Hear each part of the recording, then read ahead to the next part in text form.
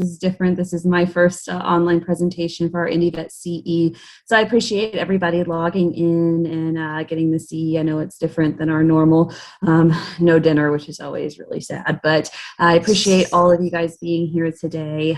Today we are going to talk about the long and short of intervertebral disc disease, kind of going through the pathophysiology of intervertebral disc disease, the types of disc herniations that we can have, and the treatment options available, as well as prognosis, which is extremely important for you in talking to owners who have dogs with this disease and have a emergency or a crisis happen. Of course, as neurologists and veterinarians, we love funny puns, and as a neurologist, we always love talking about our dachshunds. So I found this presentation name pretty funny because we have the long, let's see if I'll do it, the long and short of intervertebral disc disease. So in talking about the intervertebral disc disease, what are they? And what they are is a cartilaginous and fibrous structure that's located between every vertebrae at every space except for C12. C12, which is our atlantoaxial junction, is actually a joint, a true joint space rather than an intervertebral disc that's there. What they do is they provide support and shock absorption of the spinal column. The way I kind of explain this to owners is kind of talking about the main components of it. You have the nucleus pulposus, which is your center of the disc.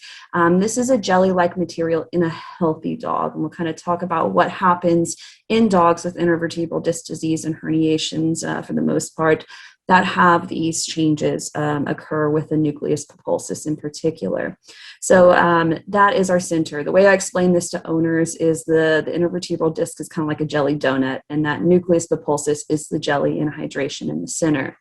The outer fibers are called our annulus fibrosus, which hold the disc material, the nucleus pulposus, in place. There's also some ligaments associated with it as well, the ventral and dorsal longitudinal ligaments that are there. This is kind of our outer fibers, and we'll kind of explain how each of these plays a part in the different types of disc ruptures, herniations, protrusions that we can have. There's a lot of names for them, but we'll kind of talk about how each of these plays a role in that. With the pictures that I have here, this is a anatomic specimen that we have. This right here is our spinal cord in the spinal canal. The top of the vertebra here, our cancellous bone that you can see. And then below it, you have your annulus fibrosus, which our fibers are going to be circular in nature, and then the nucleus pulposus that sits in the middle. This is just an illustrated diagram of the same thing, seeing that nucleus pulposus is sitting in the middle and the spinal cord that runs right above it. When it comes to intervertebral disc disease, there's a couple of different types in the pathophysiology. With these dogs, what occurs is they lose the hydration abilities in that nucleus pulposus. But on top of that, it also loses some of the strength in the annulus fibrosus and causes it to weaken. With that, these discs become, instead of being like jelly in the middle, they become like a hard, dried toothpaste material or like pebbles or rocks that we see. When we have this occur, it does not absorb the shock and able to obtain the torque and the stress that a normal disc should be able to do. So you can have a couple different things happen in the types of discs that we see. Hansen's type 1 discs are going to be our true dachshund type disc herniations, or what we call extrusions. In these, they are in the chondrodystrophic breeds. You see that loss of the binding capacity, and the dorsal annulus of that annulus fibrosus begins to weaken. So what occurs during these is, during that stress, you see the outer fibers actually start to rip open, and many times that's the first signs that you see in your patients, is you see them becoming resistant to walk, not wanting to move, seeming uncomfortable, inappetent, as those fibers begin to stretch. That is very painful. There's a lot of pain receptors in those fibers. So many times before we see the actual extrusion, you start seeing some clinical signs of pain as those fibers begin to come apart. Eventually, what can happen is you can then have those fibers rip open and they create a rent between the middle of the nucleus pulposus and the spinal canal above it. They just completely rip. And disc material then comes up through that rent, the actual nucleus pulposus, and puts pressure on the spinal cord above it, or creates a concussive injury by hitting that spinal cord. This is what we call the true extrusion of the nucleus pulposus. You can have it all happen at once. Sometimes those fibers don't begin to split beforehand. This is the dog that takes a leap off of the couch, off of the deck, running real fast. Those fibers rip and that material comes out very, very fast. These usually are acute in nature over a few days, maybe a few weeks. And you can see injury related to that concussive injury, so that disc coming out so fast that it actually punches the spinal cord and creates a bruising injury to it. But the clinical signs are based on that bruising that occurs from the initial concussive injury, the degree of compression by the material onto the spinal cord, and the duration that it's been sitting there as well. In our picture over here, this is the classic type 1 disc extrusion. You can see that the outer fiber has ripped open, the annulus fibrosus created that rent, and you see that nucleus pulposus, which is no longer healthy, coming up through that rent and putting compression on the spinal canal here above it. Hansen's types 2 are going to be a little bit different in nature. These are your fibroid degenerations. These tend to be your non-chondrodystrophic breeds, your Labradors, your German Shepherds, where that disc does not actually rip open. Those annulus fibers stay intact, but it becomes thicker and becomes weaker and starts to protrude up into the spinal canal above it. This is a true protrusion. Bulging disc is what we would call them otherwise. Type 1s are going to be what we call a rupture disc, slip disc, disc herniation, disc extrusion. Your type 2s are going to be more along the lines of a bulging, protruding disc. Usually these signs are more chronic. They've been going on for a while. We have owners say, yeah, my dog has been slowly getting a little bit weaker, more resistant to get up and down, take the steps. Things like that is usually what we see for these guys. Like I said, they tend to be the larger breeds or Labradors or German Shepherds that we see these in. And as you can see in the diagram over here, those annulus fibers are still intact, but you see that starting to protrude up into the spinal canal there. We'll kind of talk about the treatment options for these different later in the presentation. They are very different, and the prognoses are very different for these. Type 3, this is a newer thing that we have seen. There's a lot of different names because it's newer. We haven't settled on a good name for these, but what they are is a low volume, high velocity herniation. The difference in a type 3 disc is going to be that the fibers and the nucleus pulposus are still relatively healthy. They still have that wider water binding capacity that's there. So it's much different of what happens when it herniates or extrudes into the spinal canal because of that hydration that's still present. Many times these occur in very traumatic situations. We can see it with car accidents, but we can also see it with dogs running full force, taking a big jump off of the couch, running up and down the stairs and falling, that we see these. And what happens in these is more of truly a concussive or traumatic injury usually. So we have the annulus fibrosis, and what happens is it does rip open, creating that rent there, and that pressure and force applied to the disc then causes that material to come up into the canal. And when it comes up, it usually comes up with force, creates a punch or a concussion to the spinal cord that we see. And sometimes it can create compression, but sometimes it doesn't. Sometimes it's a small amount that we see just create a very, very focal concussive or bruising injury. The difference in these two is you can have that compression or not compression. In the ones that we see that don't cause compression, these are what we call an acute non-compressive nucleus pulposus extrusions. Quite a long name. We often shorten that to ANNPE. We also call these traumatic disc herniations as well. With these, there's no significant compression of the spinal cord. The body has taken care of it many times. It punches it, and that hydrated material kind of jelly just kind of dissipates away there. But it does leave that concussive injury to the spinal cord, but there's no significant compression. In recent years, we've also noted, though, we can have compression with these types of discs. This is called a hydrated nucleus repulsus extrusion, or HNPE. There is compression appreciated, usually with a secondary concussive or bruising injury. These dogs tend to be, in my experience, dogs that are smaller, usually middle to older age, things like Shih Tzus, Yorkies, Poodles that we see this, and it's usually in the cervical region. We're going to go over MRI images of each of these types to give you guys some idea of what these images do look like when we see them, and we'll go through the different treatment options for these. When I talk to owners about these different types of discs, it's important to kind of put it in terms where they can help understand it too. Because if you tell them extrusion versus protrusion versus compression versus concussion, they have no idea what you're talking about there. So the way that I put this in view of the owners is I relate it to your foot, actually. So with the type 1, this is like placing a cinder block on your foot usually. You have a significant amount of compression there. You can take all the medications you want. If that compression is significant, it's not going to help. You need to get that compression off.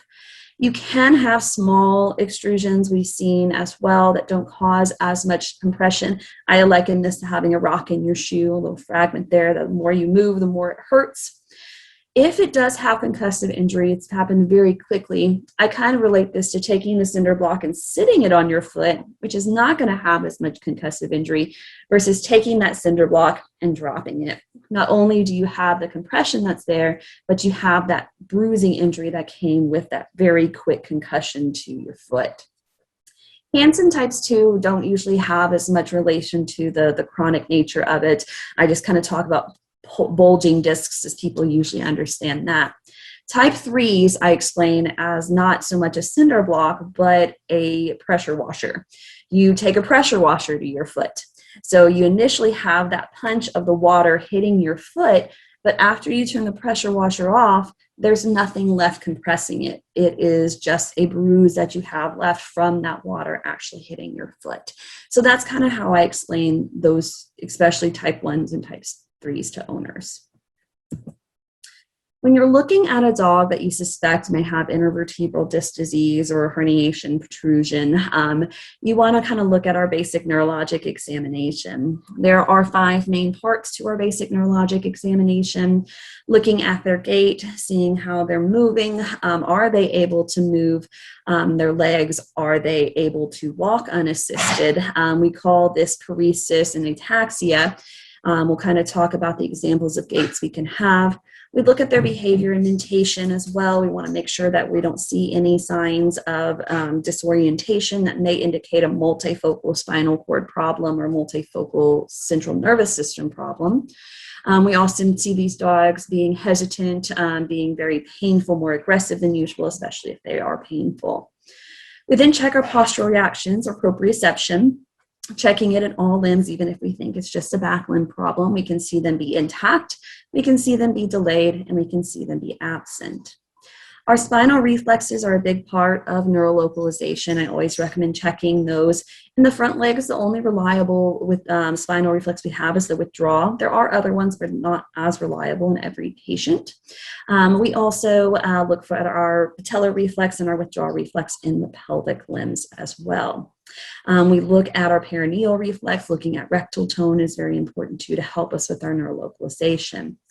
We also then look for spinal pain. I usually start with a very light palpation, just pushing very lightly to see. Sometimes I have to push a little bit harder. You really don't want to crank hard, but you want to make sure that you can kind of associate that pain. Some dogs are very stoic. They may just buckle. Some dogs will turn and bite you, so you better have some quick hands when you're doing that as well, or have a muzzle for these guys' protection and for your protection as well. When we see a dog with suspected intervertebral disc issues, we can have multiple different types of gaits in neurologic exams. We do see dogs that have spinal pain only. It's more common in the cervical dogs, and the reason that is because they have a larger spinal canal in the cervical region. Cervical region will allow for more compression without true deficits on neurologic examination that can cause pain. So even dogs who don't have neurologic deficits with a neck problem and a neck disc extrusion can have significant compression with no other deficits there. We then have our ambulatory tetra or paraparetic ataxic dogs, whether their back legs are only affected, their front legs are affected as well. But these are dogs that are able to walk unassisted. You then have non-ambulatory paraparetic and tetraparetic dogs. These are dogs who still have movement but are unable to walk without assistance. So these are the dogs that can still move those legs but cannot support their weight enough to get around on their own. You then have the true paraplegic and tetraplegic dogs, and talking either plus minus deep pain sensation. We'll kind of talk about how to look for that because it's an extremely important prognostic factor when it comes to disc herniations.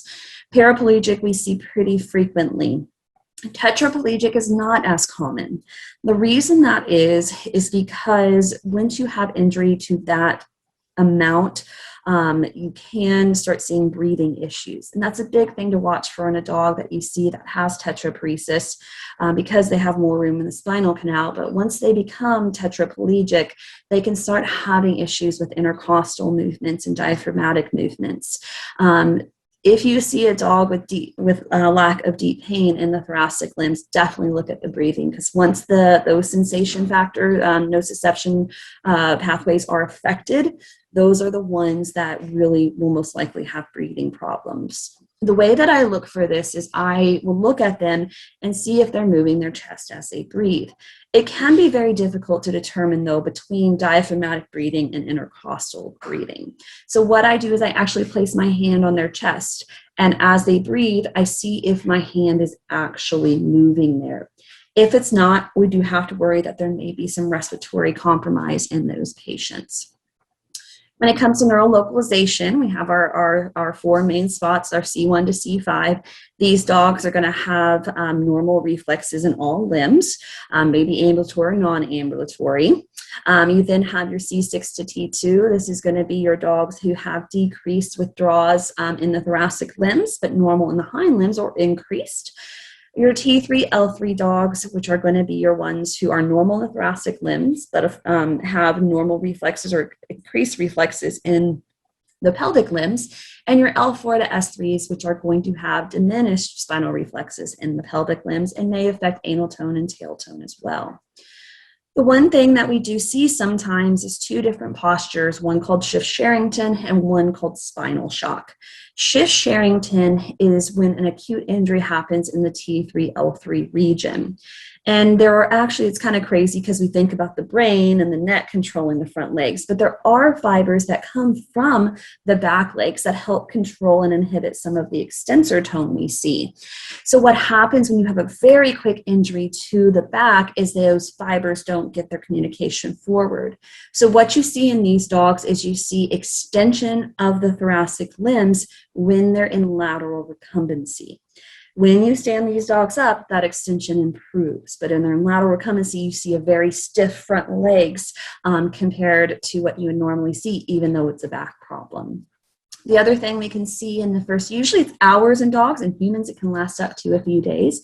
And sometimes in dogs, we do see it, is we see decreased spinal reflexes in those first 3 hours. That is due to a T3, L3 lesion, but the shock of that injury can create those reflexes not to work as well. Usually we don't catch it during that phase, but sometimes we do see that. What do we do as far as treatment options go for these guys? When you have a dog with intervertebral disc suspicion of problems, we have both medical or conservative management as well as our medical management or surgical management.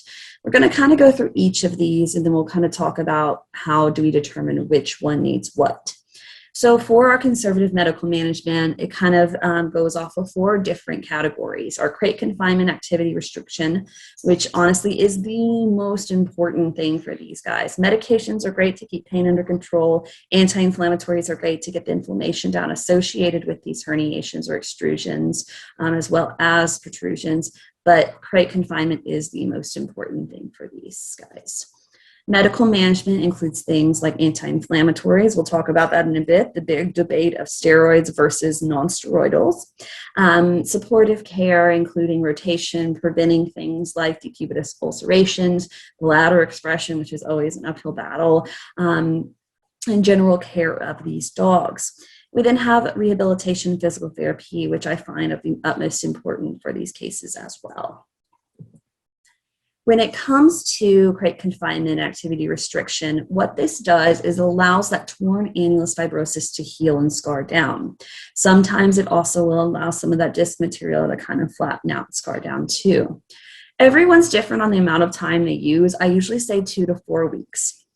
I usually do 2 weeks of very strict crate confinement, pretty much 24/7 in that crate, and then 2 weeks of slowly increasing activity. During this time, you really want to make sure that they're very quiet. You can tell an owner, okay, keep them in a crate, but they may not understand what that means fully. So I literally will go through. I do not want them to run. They are not allowed to jump on and off furniture. They're not allowed to sit on the couch with you in the evening. They're not allowed to sleep in the bed. They're not allowed to play with other animals, attempt stairs, or run outside on their own. So we really go through those. The biggest ones you really want to harp on is sitting on the couch and sleeping in the bed. People forget about those activities that can be pretty detrimental if something were to happen if they were to jump on and off the bed. We want to do a small confined area. A crate is preferred. Some animals, though, have never had crate confinement, and what do we do in those situations? In those situations, trazodone's friend, but also there are some other situations that may be beneficial for these animals, because if they're not used to a crate, it could further injure themselves if they're trying to dig out of the crate, trying to get out of the crate, throwing themselves around. Of course, exercise pens are a great option as long as they're not too big. I tell people to get the wire ones because this allows the animal to be confined in an area but have an opening so they feel like they're still with everybody and then kind of exposed to everybody there. In the bigger dogs, blocking off an area in a room, I call it feng shuiing furniture, creating a little area for them to stay. Bigger dogs, a small room, bathroom, utility room, and then a playpen like a baby pack and play for the small dogs as long as they don't try to jump out of those. The only activity I really allow during this time is short bathroom walks on a leash and harness. We recommend if a dog is suspicious for having intervertebral disc disease, not walking them on neck leads any further and using a harness for those guys. It's really important to stress the importance of crate confinement activity restriction to owners. We don't want to scare them, but we do want to let them know that if the dog is too active during this time, they can actually rupture more disc out of that rent and opening if it has not healed down. So it's very important to stress the importance of this particular part of medical management.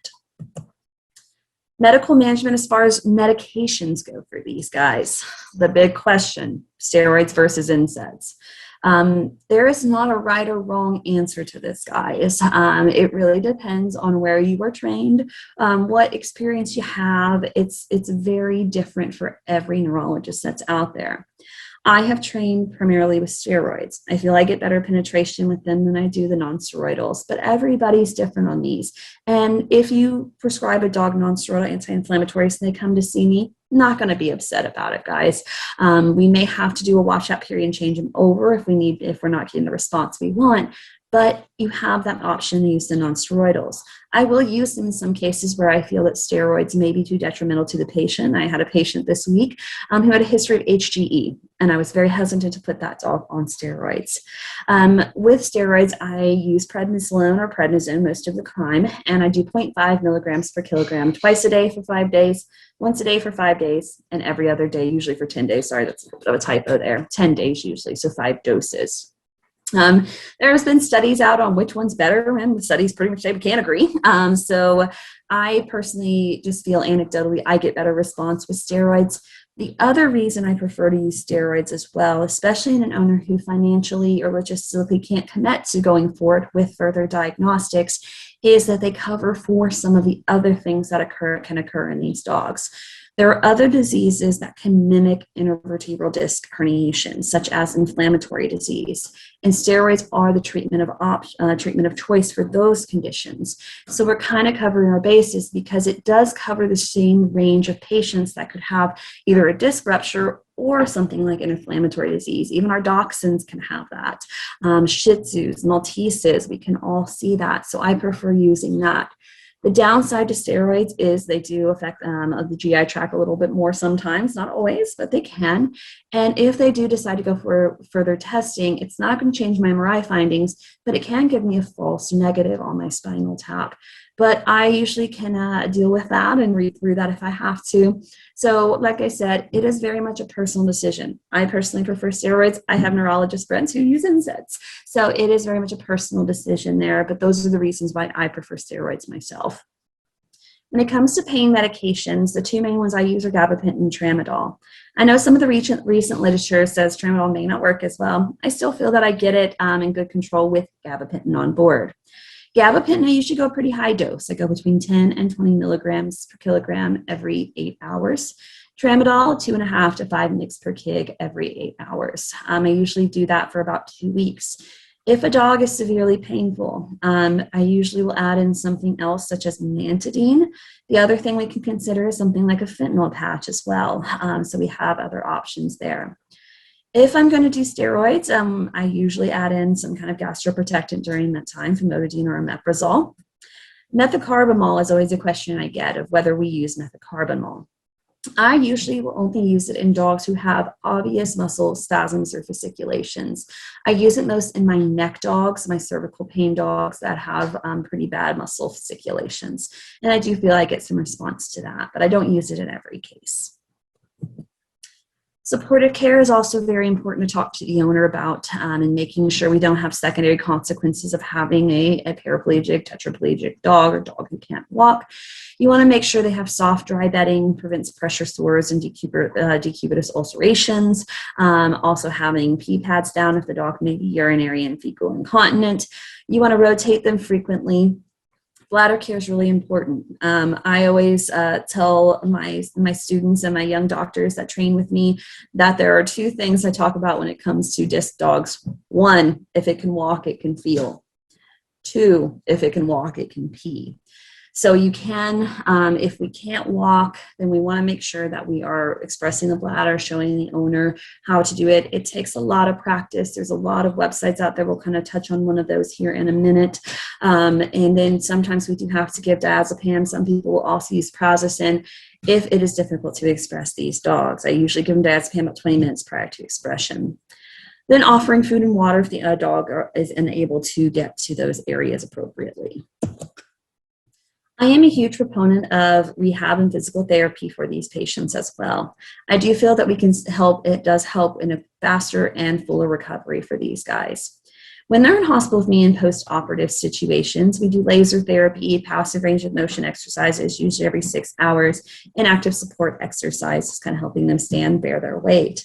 Long-term options include a rehab consultation, hydrotherapy, e-stim, and many more options, including laser therapy. I really highly recommend this. Every dog that has surgery with me goes home with passive range of motion videos and instructions. And then usually at the 2-week recheck, we talk about if rehab is needed, more advanced rehab to kind of personalize it for them.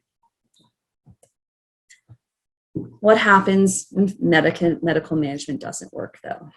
When you have failure of medical management, what we look for and kind of the points we say this isn't working is worsening at any time. You see the dog worsen, it's not getting better.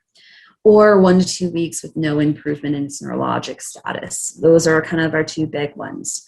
We can also see continued pain. If we just cannot get the pain under control, that would be considered failure of medical management. Or we see an initial response to treatment, but a decline as medications are tapered or discontinued or activity levels increased. What happens if we have failure of medical management? If possible, we recommend going with further diagnostics because our concern would be there be a significant compression of the spinal cord in cases who are not responding to medical management. But if that is not an option for your owners, we do recommend using the lowest effective dose of medications that helps the dog the most. Sometimes if the pain is unable to be controlled and further diagnostic imaging and treatment is not an option, it's not wrong to consider humane euthanasia for these animals as well. Diagnostic imaging. There's always the big question about MRI and CT. We prefer MRI for intervertebral disc disease and the fact that we get better anatomic detail. And in the studies between MRI versus CT, It has 10% superior diagnostic sensitivity in detecting which disc is our problem and how big the compression is. It also can diagnose other spinal cord diseases easily. CT is faster and a little bit cheaper, but a lot of time you'll need a myelogram to try to diagnose this because you may not see the material if it's not fully dehydrated or mineralized. You also can see more side effects such as seizures right in the postoperative or post-diagnostic period with myelograms.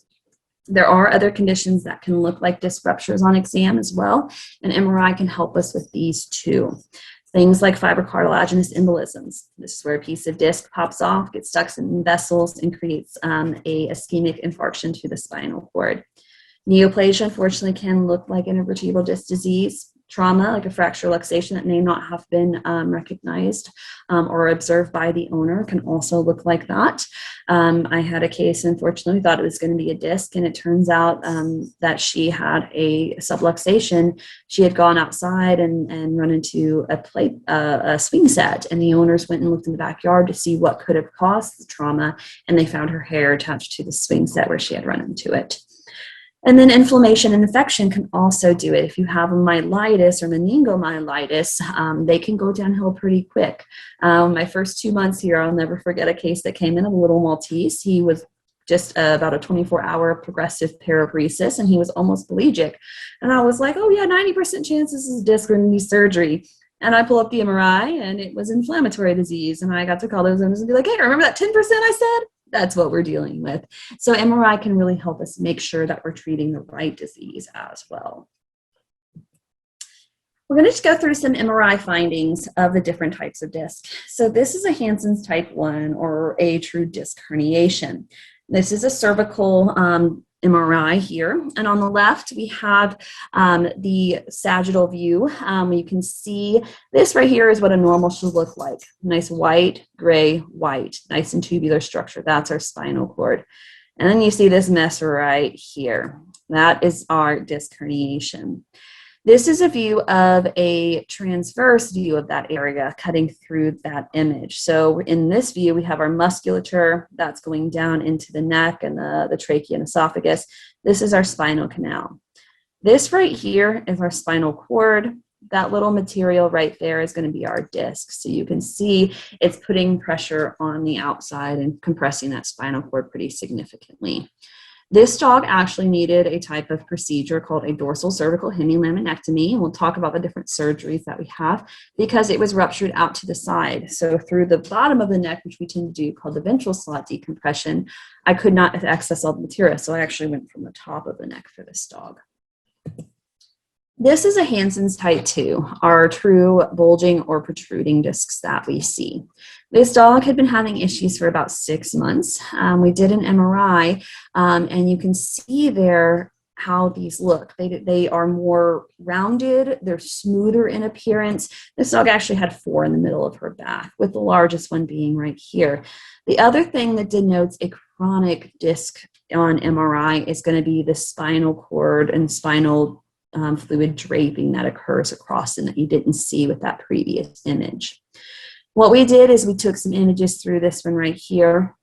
And in this image, you can see how smooth that is compared to the last one, coming up as a bulge there and pushing the spinal cord off to the left side of the image.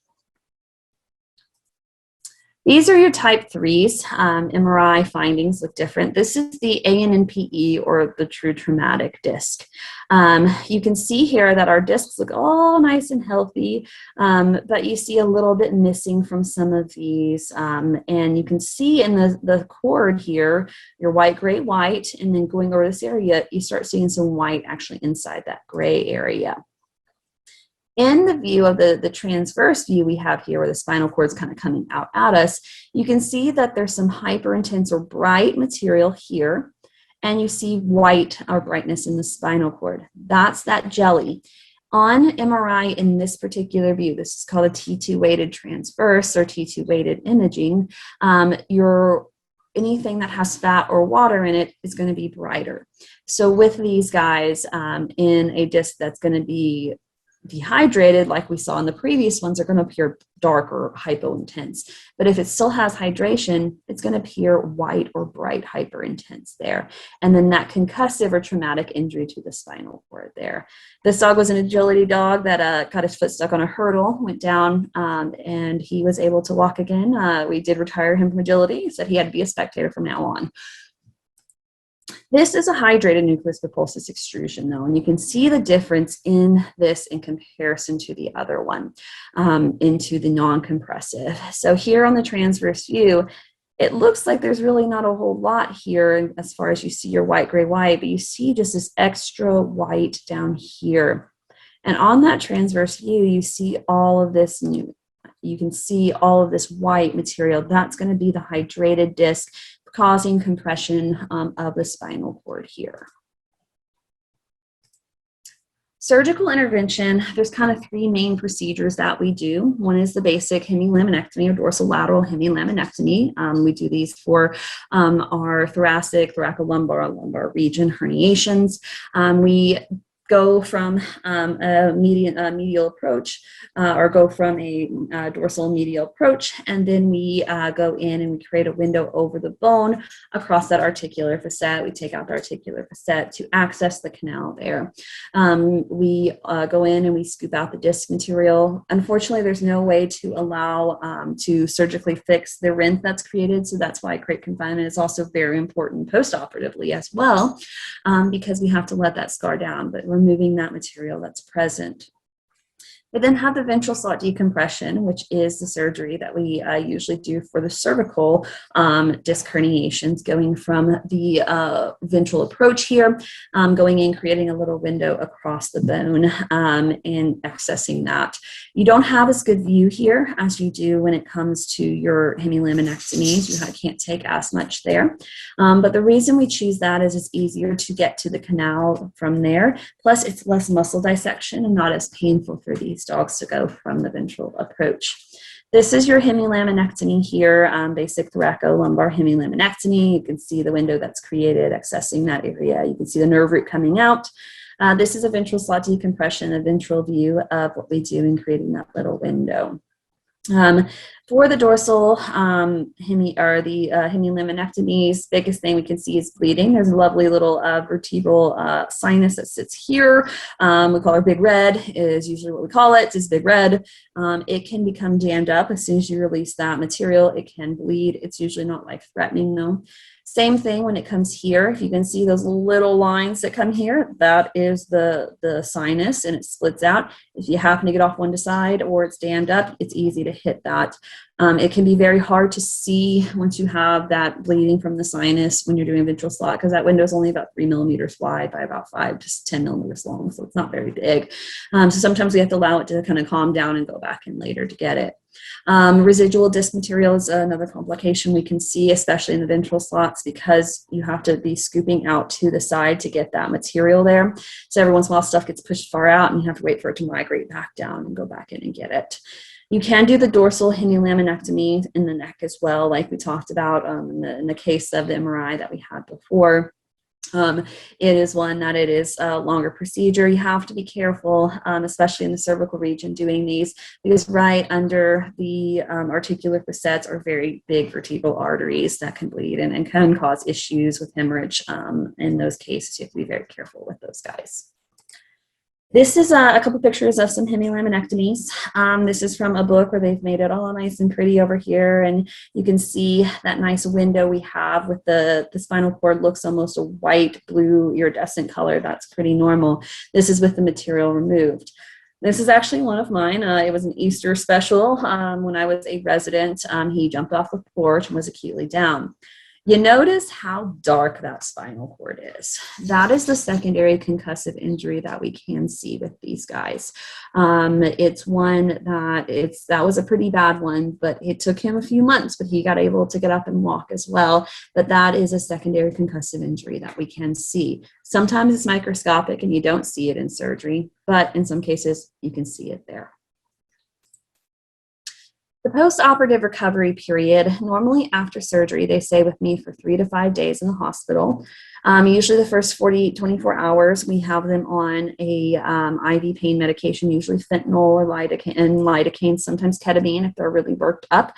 We can also do hydro and lidocaine. I feel like lidocaine gets us a little extra pain control and analgesia, and they do really well with that. If they're really anxious, we do usually do something like asapromazine for them if they are able to handle asapromazine.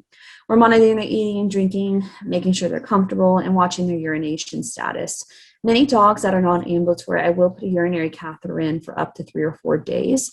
The reason that is they are going to be uncomfortable after back surgery. It's not horrible, but they're going to be uncomfortable. Last thing they want is to have their bladder poked and pressed on.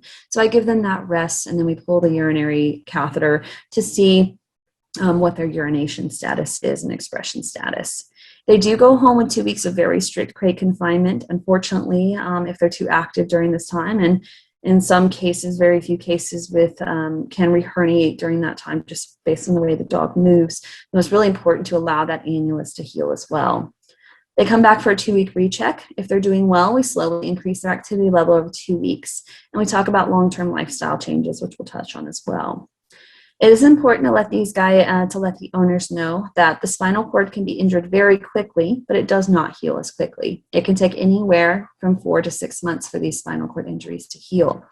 The first 2 to 4 weeks is going to set the tone for recovery. Going to give you more information about how this dog in particular is going to recover.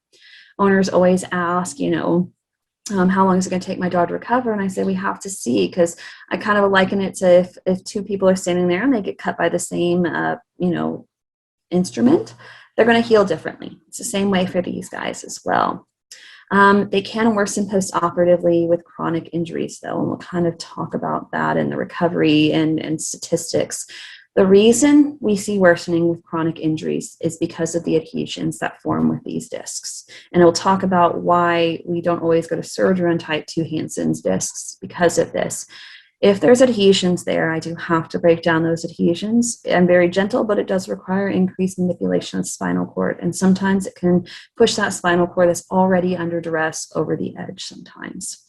Of course, we can always see residual deficits, and you have to warn the owners. They may not have a great walk. I say a hitch in their giddy up. They always see that. They may never have that perfect walk again, but the statistics are based on return to function, able to get around on their own, walk unassisted, and be able to urinate and defecate on their own as well.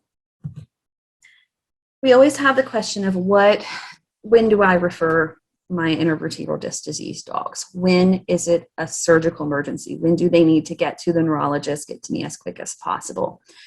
When you have a dog with tetraplegia or paraplegia with or without deep pain sensation, those dogs need to be referred if the owners are able to have that ability to come see us as quickly as possible. The reason we do that is to get that compression off as quick as we can to give them the best odds and the fullest and fastest recovery. There are some papers out. When I was training, we were taught that if a dog was without deep pain for longer than 48 hours, the prognosis for return to function, even with surgery, was like 5%. There have been some recent papers that show that may not always be the case. So even if a dog has been down for longer than that, I do recommend having them come see me. It may not be as bad as 5%. It may not be as good as 50%, which we'll talk about as well, but they still have a chance there to regain that function as well. When does a dog need to go to surgery in the middle of the night? And everybody's different on this as well, because you have to take a lot of things into account. When a dog is paraplegic and it's 11 o'clock at night, we're having the staff come in after hours when they're normally sleeping. The studies that they have show that there is increased risk when surgeons go to surgery in the middle of the night, increased risk of complications. But also they've shown that in these guys who go from being dogs who are paraplegic with feeling in their toes to having absent deep pain by the next morning, didn't have surgery, they were going to progress anyways. It's concussive injury and the maturation of that concussive injury. Normally, I will go to surgery on animals depending on case-by-case basis. Normally, if it's after midnight, we usually wait till the next morning because they've shown in those studies that it does not change the prognosis significantly during those times if we wait 6 to 8 hours. Going longer than that, it may not change the true prognosis, but it may change the time to return to function after 12 to 24 hours, but it does not change it in that very short period. So usually after midnight, I usually wait until the next morning and start them first thing in the morning. The other ones we want to consider getting in as a surgical emergency or getting diagnostics done as quick as we can is the ones that have rapidly progressive signs. A dog who went from being completely normal to being unable to stand. Dogs who are in severe pain is another reason to have an animal come in to have emergency evaluation as well, or any case that you're concerned with or the owners are concerned with. Sometimes we may say, oh, it's just a little neck pain, but it's something serious. You know, I always recommend having them referred on an emergency basis. If they are uncomfortable or you're concerned in any way, we're always happy to see them. This is the important part of when it comes to statistics and what to tell owners as far as prognosis goes. This is very important. And this is where the exam plays a huge part.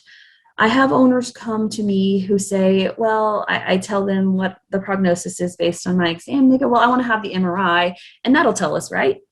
Unfortunately, the MRI does not tell us prognosis-wise what we're dealing with when it comes to a disc herniation if it's an acute type 1 disc herniation. What tells us that is going to be your examination findings. All the MRI tells me in those cases is how much compression is there and is surgical intervention needed to reach those odds. Where do I need to do surgery? How many sites? Those kinds of things. It does not change the prognosis that I give them. It just tells me what I need to do to get to that prognosis. Prognosis is based off of the examination. As you can see here, having deep pain sensation changes prognosis significantly. And determining deep pain can be difficult in some dogs. I had a case the other day. I pinched his back toes. He didn't look at me. He was completely ambulatory in his front limbs. He was paraplegic. His front limbs were completely normal. I pinched his front limbs with hemostats, and he didn't look at me either. And he was a very stoic dog. So when you're looking at deep pain sensation, there's a couple tips and tricks that I try. If I don't get response in the hind limbs, and when you're looking at deep pain is different than withdrawal. Withdrawal spinal reflex will occur unless there's an L4 to S3 injury. It's them truly pulling away from you. If they pull away from you, that is the spinal reflex. That is not deep pain sensation. For us to say that there is intact deep pain sensation or nociceptions, the other term we use for this, the animal must acknowledge you in some way. They must look at you. They must cry out. They may try to bite you, squirm and get away from you, look back at you and cry. They need to acknowledge it. Like I said, if they just withdraw it and they're not even looking at you, they may not have deep pain. They have a normal withdrawal reflex, but may not have deep pain. It is important for them to acknowledge the fact that you're pinching the toes. So you have a dog that comes in, they have a good withdrawal, they're not looking at you. What else can you do to test for it? Because you want to make sure and do as much as you can to give them the appropriate prognosis. One thing is you can pinch the tail, see if they have sensation in that tail. The other thing you could do, make sure your technicians and your nurses and your assistants are holding tightly. You can pinch your front feet to see how they respond to that. I usually recommend fingers first before hemostats. If you don't get a response with that, you can use the hemostats and see how they respond and the difference between them. The other thing I will do in the situations where the animal's not letting me know very well is I'll listen to the heart rate. When I pinch the toes, if that heart rate increases, a lot of times they have some sensation getting through in those cases. So those are all things I'll do to try to determine in a case I may be concerned that doesn't have deep pain sensation, that I'll do to try to determine if it is there.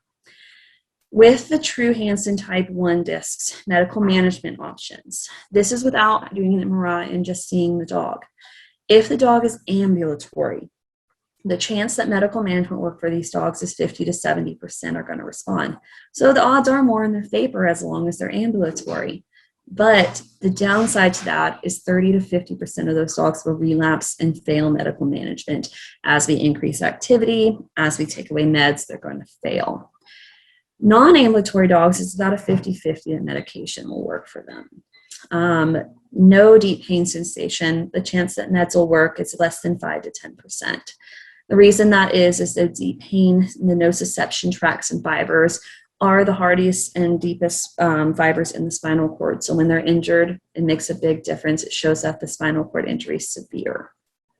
Surgical intervention. No matter what the ambulation status is for dog, whether they're ambulatory, whether they're non-ambulatory, whether they're pelagic, as long as they maintain deep pain sensation, the odds that they will walk again is 80 to 90%. So it's pretty dang good with surgery. With no deep pain, it takes it down to about 50%. For bigger dogs, I usually say more in the 40 to 50% range because those dogs do have a harder time sometimes in regaining that. But it's about a 50-50 chance with surgery that they're going to walk again. With this, I still want to just I remind every client that it can take a long time. It can take 4 to 6 months to get where we need to be. But overall, if they have that deep pain sensation, the odds are up there 80 to 90%. You always want to mention concussive injuries to owners in a dog who went down in a very quick fashion over a 24-hour period. Just like injuries that occur like bruises, the concussive or bruising injuries to the spinal cord can mature over time. So in a dog who went from being completely normal to being paraplegic, I always talk about maturation of the concussive injury. These concussive injuries can occur with compression. There can be both components, and they can mature in the first 48 to 72 hours after the injury. So many times, if it is going to mature, I watch and see if the deep pain status changes on these guys.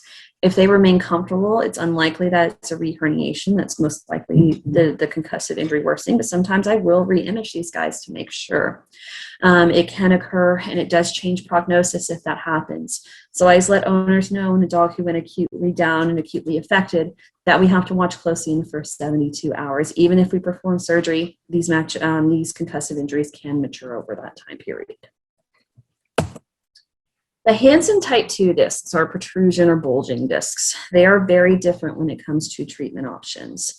Normally, these guys have chronic and progressive clinical signs. The disc material becomes extremely firm. Of course, the dehydrated disc in a type 1 can be firm, but these become like rocks in there. And the spinal cord doesn't like the inflammation and rubbing that these discs cause. So they begin to lay down adhesions, and they can actually become adhered to the spinal cords in these areas. So it is one that they are a different beast in surgery, a lot more manipulation that has to occur, very gentle, but still occurs. And trying to get the disc material out takes longer, and you have to do different things to get that disc material out. A lot of times I will recommend medical management to start with for these guys, no matter what the MRI shows me, unless the dog is completely paraplegic. I will recommend medical management if the dog is still ambulatory. It can help with the inflammation caused but in the spinal cord secondary to compression. And usually if improvement's shown, we continue the lowest effective dose versus considering surgical intervention. Unfortunately, these dogs usually do worsen over time as that just continues to cause issues. Over time, it can become what we call gliosis in the spinal cord, where it causes permanent damage and scarring, what's called a glial scar. What the steroids can really help me do in these guys is show me how much of the damage to the spinal cord is reversible versus not. When I do these guys on medical management, if they improve with medical management, there's a better chance that surgery will help them long term.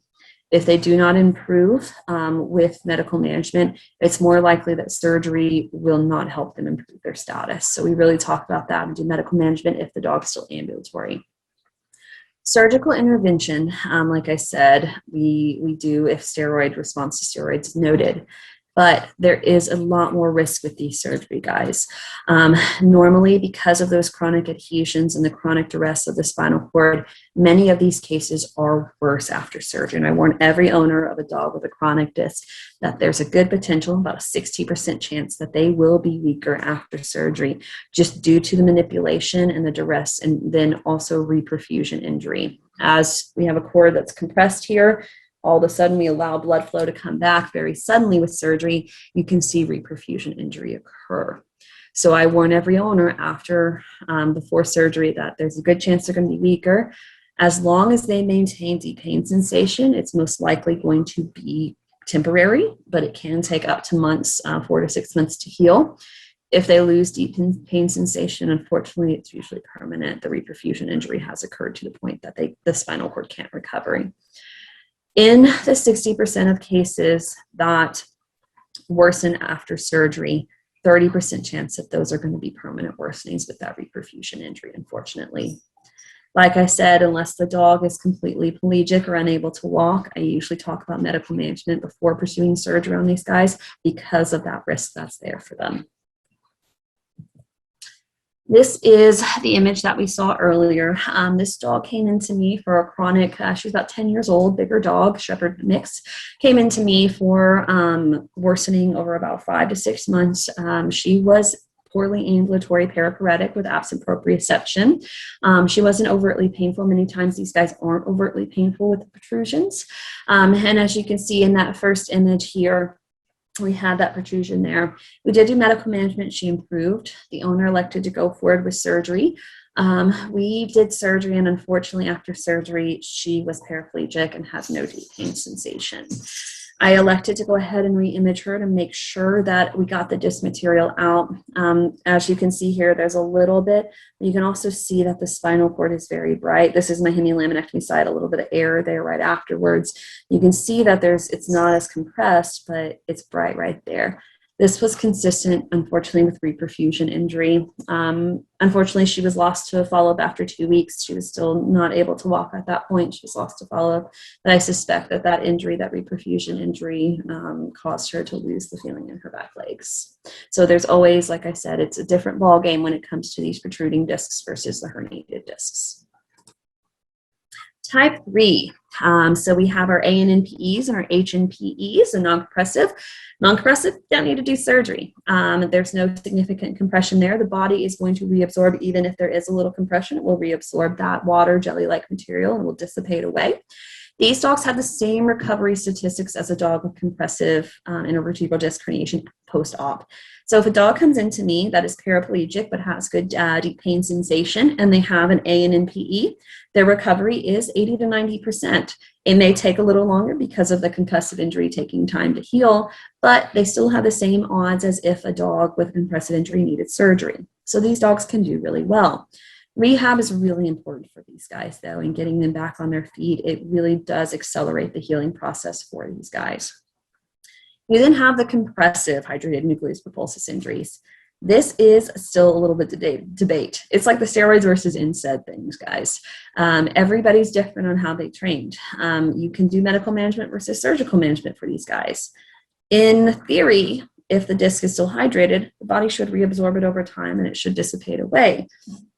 But in some cases, we feel that sometimes surgical intervention gives us a fuller and faster recovery. They most likely will recover with medical management, but some people feel that it gets a fuller and faster recovery.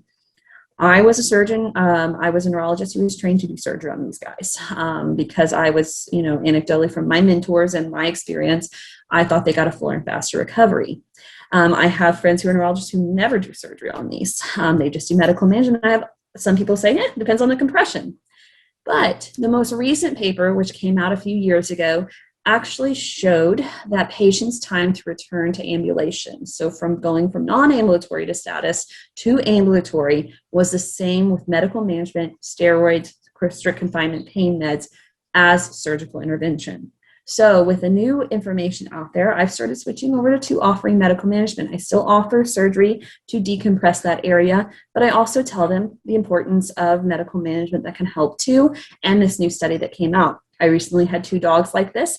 They were both back on their feet after medical management, being completely down. They did have some motor function, but not much, and they're back on their feet after medical management. So just shows the importance of keeping up on the most recent literature and learning and continuing to grow here, that we actually think that medical management may be enough for these guys. I wanted to share a case of, this is one of the first surgeries I did here at Indy Vet about 3 years ago. This was Odie, we call him Odie, the OG. He was the MRI that you guys saw of the compressive disc in his neck. So he has significant lateralization of that disc and compression. I did a dorsal cervical Hemi laminectomy. When he came into me, he had no motor function in the thoracic limbs, minimal in the hind limbs.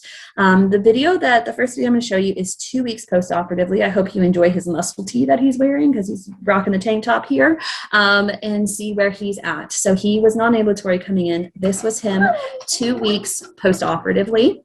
You can still see we have quite a bit of touchapheresis and ataxia there, but he is moving those legs well, weaker on that right side because that's the side that had the surgery. If a disc is pretty lateralized, they usually lag behind on that side as they heal. This was Odie 6 weeks after surgery. So you can see that he's moving quite well in this video, that he really did quite well. The owners were thrilled with how he did. He still has a little wobble when he stops and stands there, but he has improved significantly.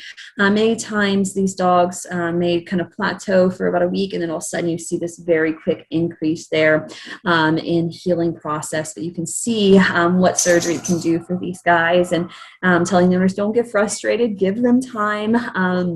And that they can heal. It just takes time. Spinal cord doesn't heal super fast. The dreaded deep pain negative cases, though. These guys are different, and there's a lot more explanation and things that go into talking about these guys as well. With surgical intervention, their odds are 50-50 because of the severe injury to the spinal cord that occurs. It is important, though, to advise these owners not to get discouraged for the first 4 weeks. The first 4 weeks is going to help me determine which side of the 50-50 I think they're on.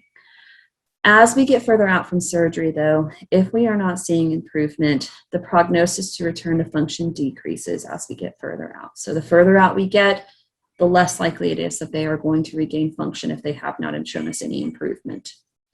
It is very important to explain supportive care in depth to these owners, as it is important with every case, but especially in the large dogs. These dogs are not able to urinate. They have fecal incontinence usually, and they do require a lot of care of rotating and carrying. For the big dogs, the pit bulls, the German shepherds, Labradors that can have disc herniations, it's important with the owner to make sure that they're able to provide that care for these animals, as it can be very difficult for them. Rehab is very important. I do not consider a cart for these guys for 4 to 6 weeks because I don't want them to become reliant. We all know the stubborn dachshunds. Dachshunds will take advantage of whatever they can. You put them in a cart too, they're like, dude, I don't have to do anything. This is great. And they just start zooming around. You want to make sure you push them to continue to improve. Ascending, descending myelomalacia is also something we have to mention. This is due to the acute injury to the spinal cord. And what happens is when this injury occurs, it causes liquefaction and injury and inflammatory response. This will occur up to 10 to 15% of deep pain negative cases, and it can occur all the way up to 10 days after the initial injury. In deep pain negative cases, I watch the clinical signs like a hawk. And it's one that when you see a deep pain negative dog, it has multifocal spinal cord issues. They have no deep pain. They usually have diminished reflexes and poor anal tone. They have a cutaneous trunci cutoff that's way too high. So if you have diminished spinal reflexes and anal tone, that should be an L4 to S3 lesion.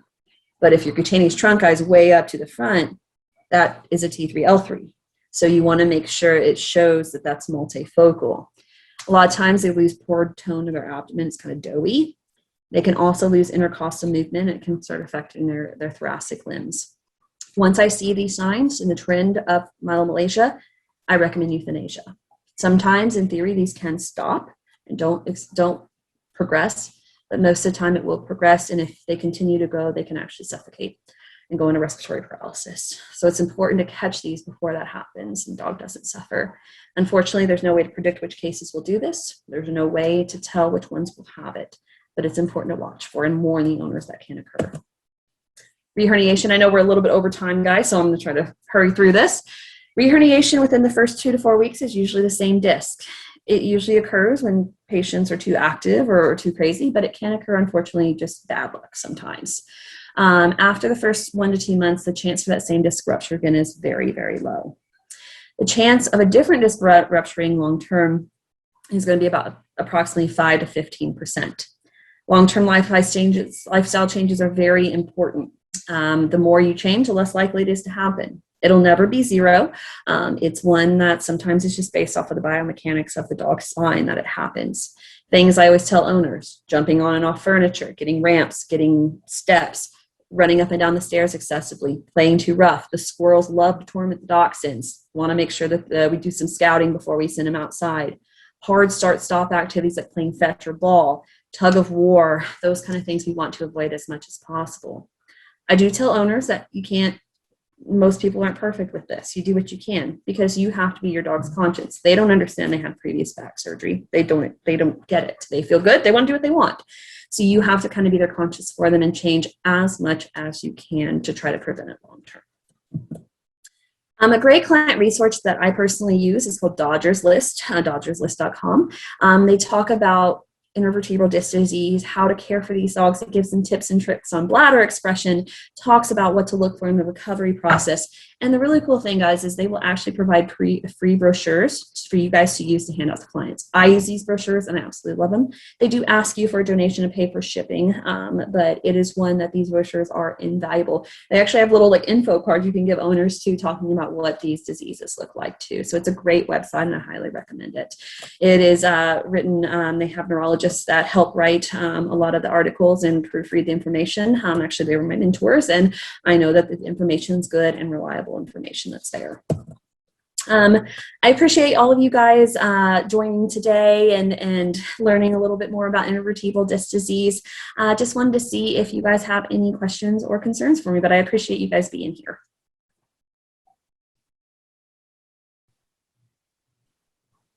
If there's any questions, if you want to write them in the Q&A and we can answer them.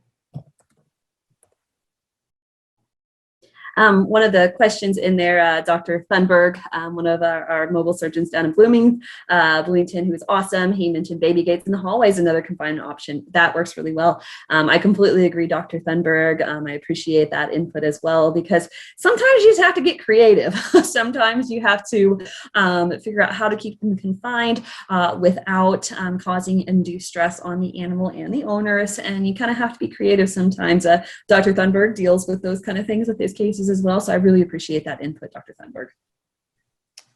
We have another question. Are there any preventative measures you recommend for high-risk breeds? That's a great question. Lifestyle changes is the biggest one for these guys. Unfortunately, a lot of people ask about glucosamine chondroitin. Unfortunately, that doesn't work really well in keeping the discs from becoming dehydrated, in the simple fact that the discs are relatively avascular. That's why discospondylitis and disc issues like that are hard to treat, because they don't get a lot of blood flow. So the glucosamine chondroitin doesn't really penetrate very well into the discs. We haven't seen improvement. Really, the biggest thing for these guys is lifestyle changes, preventing the high impact activities, as well as weight, and making sure that we keep them in a good body condition score that's not going to put excessive stress on the back. People will ask about braces. In the studies that are out there, there's not a whole lot out there. They showed actually can weaken the epaxial muscles, which can make it worse for these dogs. So we usually recommend braces, back braces for these guys. All right, and then another question is, do you recommend acupuncture for any of these cases? I do. I love acupuncture. I think it is a great modality to help with these guys. The studies out there are becoming stronger and stronger, and we're finding out more information on these alternative therapies. And I think acupuncture is an awesome option for these guys. It can help with pain modulation. I really do recommend it if the owners are interested. Laser is also another good option. Cold laser is a great option for these guys to have as well. The one thing I caution against is the cases where we may not have surgery, we may not know 100% it's a disc. In like an older Labrador, laser can cause acceleration of neoplastic conditions. So I don't recommend it in like the dogs where we're like, oh, this may be something that we don't want. I usually don't recommend it in those guys, but post-operatively and in dogs that like young dachshunds, things like that, Frenchies, we can definitely consider those options for it. But I think acupuncture is a great option for these guys too. All right, great. Thanks, Dr. Mosine. We will have this presentation up later this week or probably next week, actually. So if you guys missed any of it, you can definitely rewatch it. Thank you guys. I really appreciate it. I hope you guys have a good night. Bye.